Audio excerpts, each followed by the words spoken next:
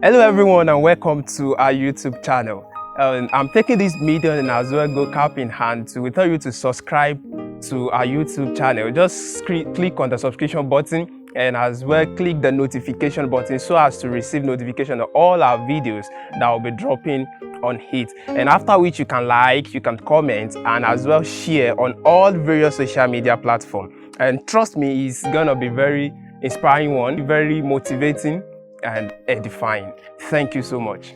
Bye.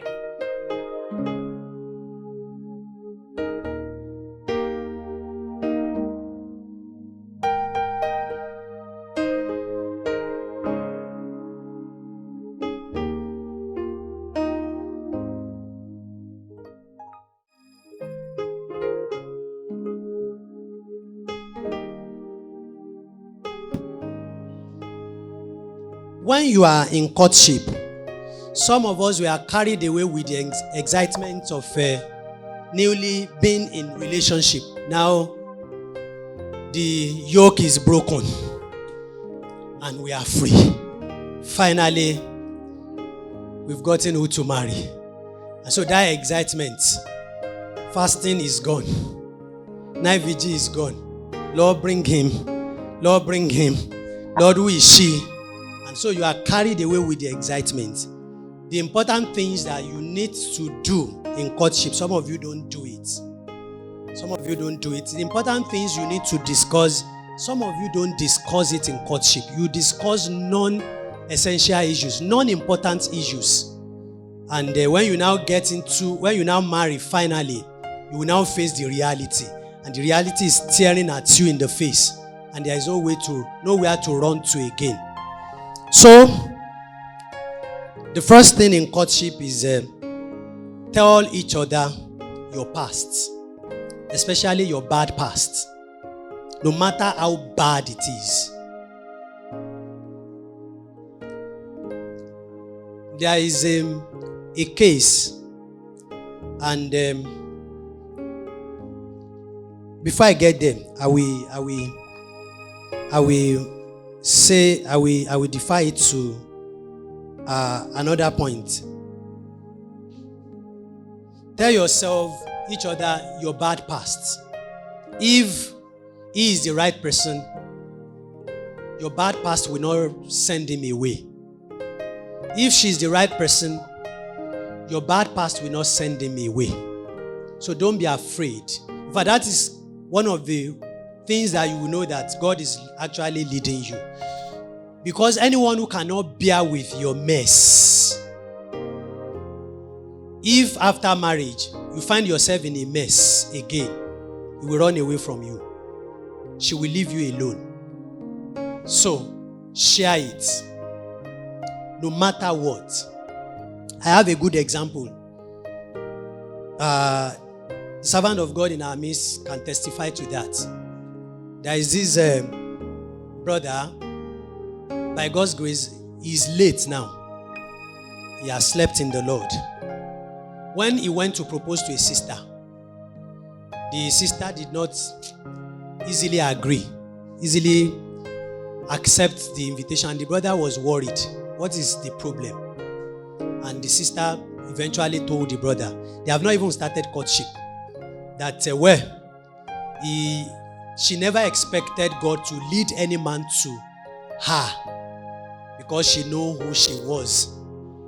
And the brother pressed further that what was the problem? And she said that before she gave her life to Christ, she had gyrated, she has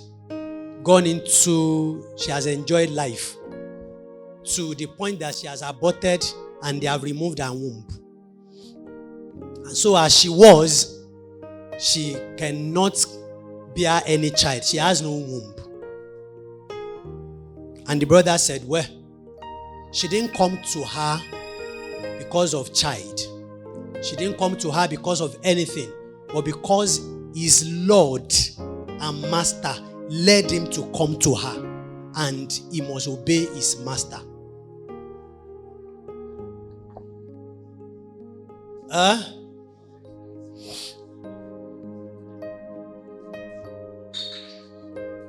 You see, some of you see, I always, I don't know, maybe because I'm a critical person that I always think very well. Now, the sister said she has no womb, baby. And so the brother knows that they can't have their child, isn't it? And you said, and if you are the one, you will pick race and run away. But I always think logically.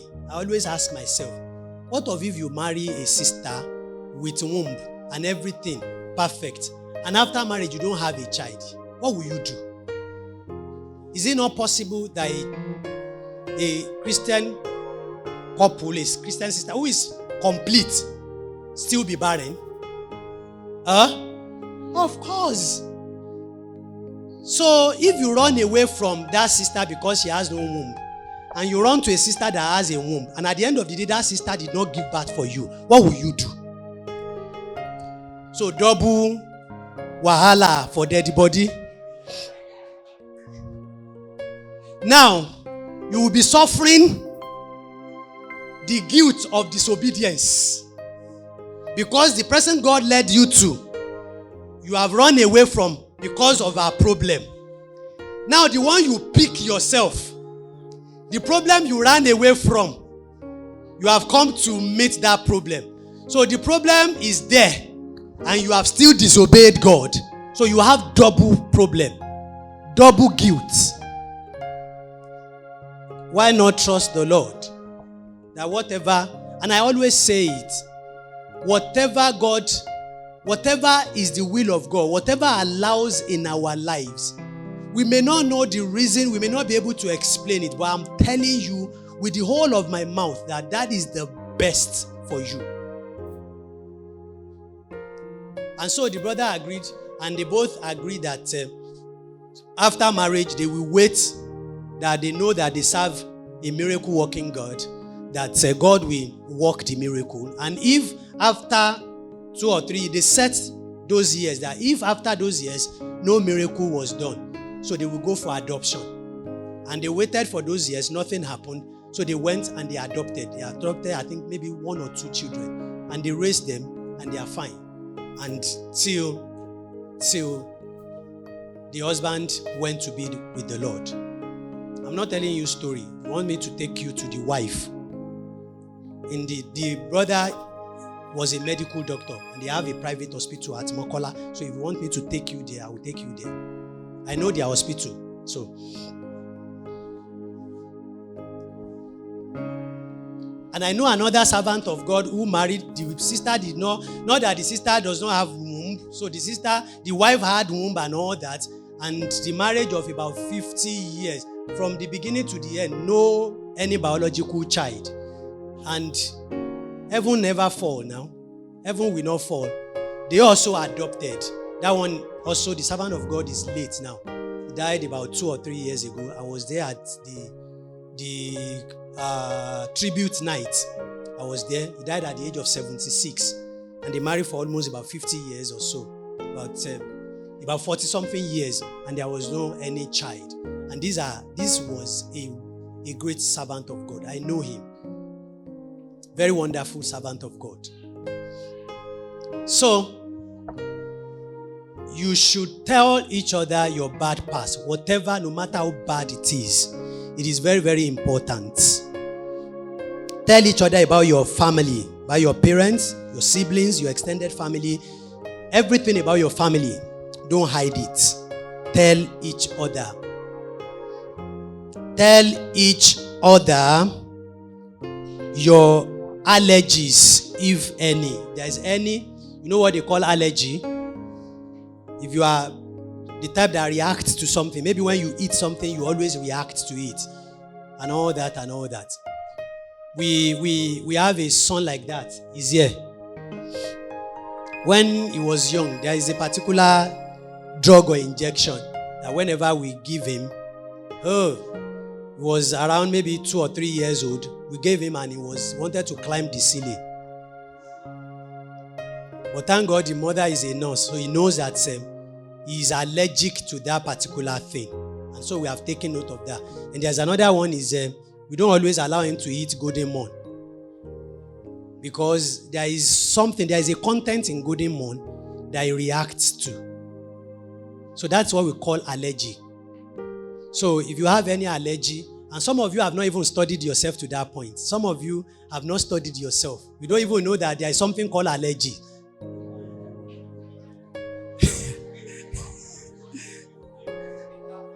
So, you should study yourself. If you have not done that, you can do that. You should study yourself. Maybe there is something that whenever you know that something always happens to you, but you don't know the cause. It might be an allergy. You might be reacting to something. So you should check yourself and study yourself very well. So it is important so that if it is something that the brother likes most, is what gives you allergy. So someone must compromise, Abi. But who should compromise in that case? So that the brother will know that once they put me in prison of marriage, the end has come to eating agbado, corn. And the brother can die because of agbado yiyan. So, a particular vegetable. So you should know that. You should know that. And then tell each other your ailments, sickness, or diseases, if any. If any. And I want to talk a little about this. I want to talk about this.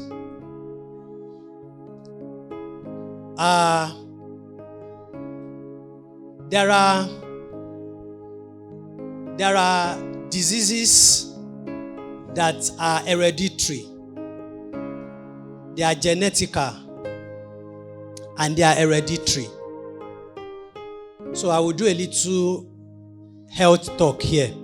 I may not be able to do it well as an expert, but I will say it in our layman language. We are both laymen. So I will say it like that. So there are some diseases or ailments that are hereditary. They are called genetical activated sickness or disease. And so, one, this is telling you that you must know your family health history. Because once they say something is genetic, it means it can be triggered, it can surface in anyone who is in that genetic line. One of it is hypertension. If you notice that your dad or your mom is hypertensive, you are a candidate of hypertension. You should know that. Very, very important. Or you notice that your dad always uses a particular drug, maybe every day or every other day. If it is an hereditary disease, you should know that you have that tendency of having the same thing. Diabetes is another one. It is hereditary. You should know that as well. And the reason why I'm saying this is for two reasons. One, for you and whoever will be your wife or husband. So that you know how to take care of yourselves. Those two that I've mentioned, medical experts have said that the best way to maintain or to not trigger those things is to watch your diet. Watch your diet and then know what you do, know how to. And so these are things that you can't run away from. And if you are running, you can't run forever.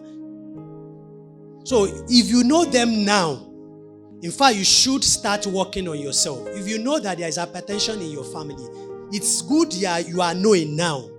Then watch the type of food you'll be eating. And let me warn you that those of you who have become addicted to soft drinks, the better you stop now. The earlier you stop them now, the better for you. See, knowledge is power. And there are some things that the fact that you do them in ignorance does not remove the consequence. So it's better you seek knowledge than to pretend. Whether you know it or you don't know it, when the consequences come, you can't run away from it. So it's better you know it and prevent it.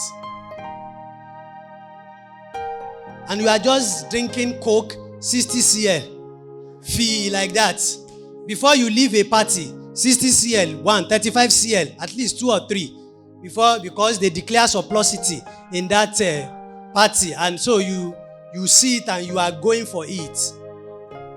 Some of you on campus, you are in the habit of when you cook yam, you will still add sugar. You are only killing yourself. When you cook beans, you add sugar. You are only killing yourself. And unfortunately, you will still not even add cubic sugar. You will add industrial sugar, which is not supposed to be consumed. It's not good for our health. And that is what you will drink gari. You will be drinking as if you are drinking sugar.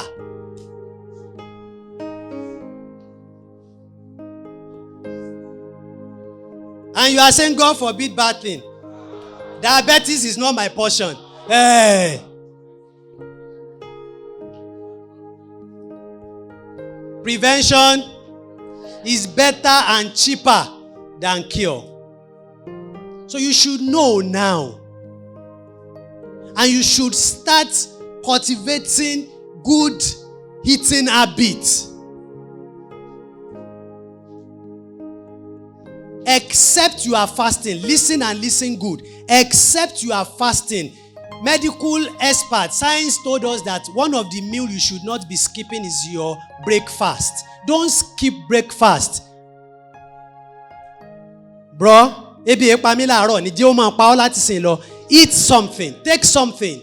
You are only creating, at times we will have created problems when we are young like this. And when we get married, it's some of the, and we will say, Ogun Eshu, it is the devil. It is not the devil. You are the one who has caused the problem for yourself. Everything is devil, devil, devil, devil, devil. What you have created for yourself, it is the devil. Except you are fasting, get something in the morning. Eat something. Don't skip your breakfast. It's very, very important. And those bitter things that you run away from. The funny thing is you are running away from good health and you are chasing bad health. The sweet things, except for natural sugar, and that is what you have in fruits that are not harmful to our body. Any sugar manufactured is not good for our health. So if there is need for us to consume them, they must be consumed in a very reasonable quantity. Some of you want to prepare a foriro. You are running away from ewuro, bitter leaf. You are running away from good health. Some of you run away from oruo. I don't know the English name. Some of you run away from bitter cola. Some of you run away from garlic. Some of you run away from those things that are good for our health. And we chase those things that will destroy our health. When you go to eatery, you think you are jaye. You are not jaye. You think you are enjoying life. When you go to those eatery and you are eating those microwave, those chicken, those boosted broilers that you are eating and you think you are enjoying life. You are only killing yourself.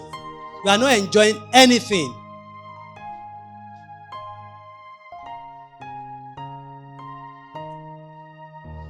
Your best food is Titus or Geisha, and you think you are enjoying anything those things, you are killing yourself. And another thing that I have noticed is, you see some of these drinks that we buy. In fact, I was telling someone yesterday that I've decided, even if they are selling, anytime I need it, even if they are selling it outside 100 naira and they are selling it in standard supermarket, they are selling the same drink for 150, I would prefer, because most of the ones they are buying, one, they are not good for your health. They are not good for our health. Secondly, you will see them, they will leave them in the sun from morning till night. Most of those drinks are on, go to that main road now and trek. You will see all those drinks in the sun. They are chemical reactions. And they are the same thing they will put inside fridge and it will become cold and chilled and they will sell it for you and you think you are enjoying. You are not enjoying anything.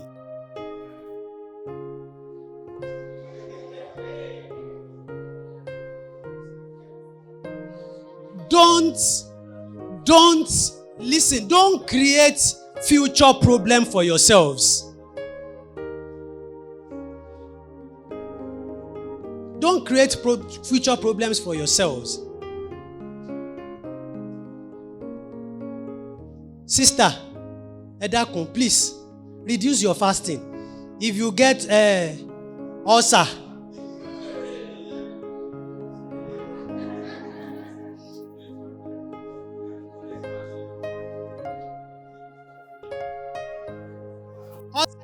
ulcer is not good for, it's not good for both men and women, but especially it's not good for women, oh, because you are the one who will become pregnant and all that. Ulcer is not good for you, oh.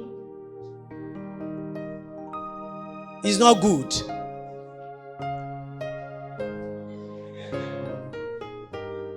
And too much salt is not good for both of us, male and female.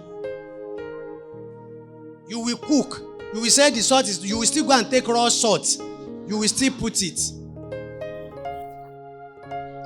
It's not good. So you must learn that. You must know your family health history so that you know. And depression and psychological whatever, maybe in our language, we call it madness or whatever. It's also hereditary. If you have that, if you had that someone in your lineage has had such, you are a candidate. You have tendency of having it. And so you must know what you should do and what you should not do medically. If you have hypertension in your family, you should know what you should, because you are a potential candidate. It can be triggered in you. If it's not triggered in you, if the gene that carry hypertension or diabetic is dormant in you, it might be predominant in your children. So the fact that you are not having it, it means the gene is dormant in you. So it can be predominant in your own child. So don't say when you give birth to a child and later is having hypertension and you are saying, or your husband is saying,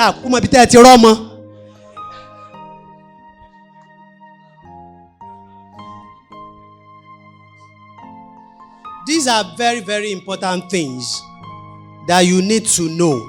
And if you have known it, and some of you,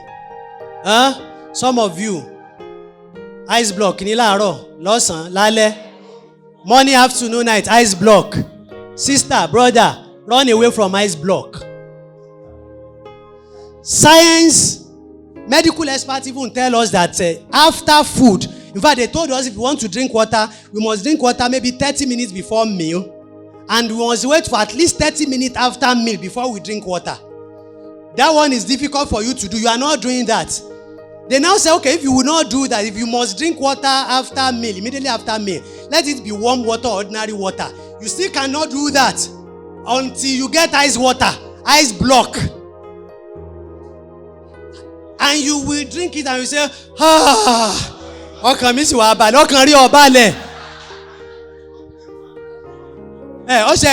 okay ni.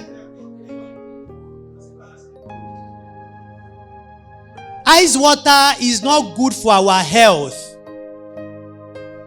Let alone ice block.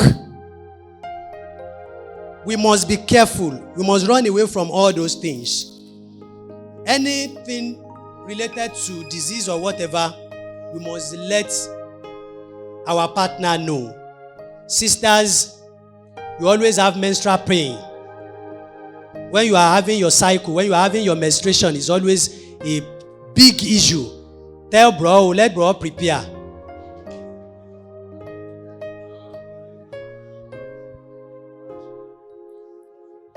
Let bro prepare. And let bro know. So that they know that time, shop close. So that the bro will know that time, shop what? Shop closed.